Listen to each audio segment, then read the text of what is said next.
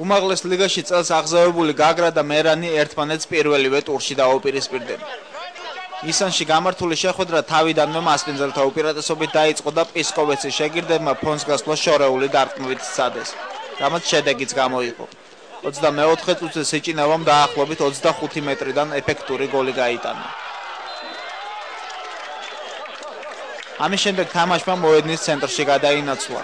ტაიმის მიწურულს კი შანსი სტუმრებსაც მიეცათ, თუმცა გრიგალაშვილის დარტყმა სეფიაშვილის კარს ასწრა.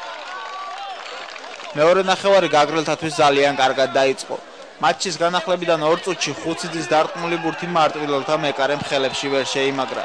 დამატებაზე კი ყველას კვანტალიანმა დაასწრო და ანგარიში გაიზარდა. 59 წუთზე მასპინძლებმა უკვე სტანდარტულიდან იხეირეს. ნაკონეჩნის ჩაწოდების შემდეგ თავი გაგრას კაპიტანმა და ერთ-ერთმა საუკეთესო მოთამაშემ გიორგი ტყეშელაშვილმა გამოიჩინა. დარჩენილ დროში მიუხედავად ორივე გუნდის მცდელობისა ანგარიში აღარ შეცვლილა და 3-0 შედეგად 3 ქულა გაგრამ მოიპოვა. პირველი მატჩი იყო და ვფიქრობ რთული თამაში გამოდგა, რადგანაც მარტვილი არც იოლად არ მოგწევდა გამარჯვებას და პირველი გოლის ფაქტორმა გადაწყვიტა ეს მატჩი და მოვიგეთ 3-0 იყო და ვიმუშაოთ იმაზე, რომ გამოვასწროთ ეს შეცდომები, სეზონი გრძელია და ვესტების თამაში ხარისხის გამოვასწროთ, ეს შეცდომები რა შეცდომებს დავუშვით, გამოვასწროთ და უფრო კარგად ვითამაშოთ სტადიონს.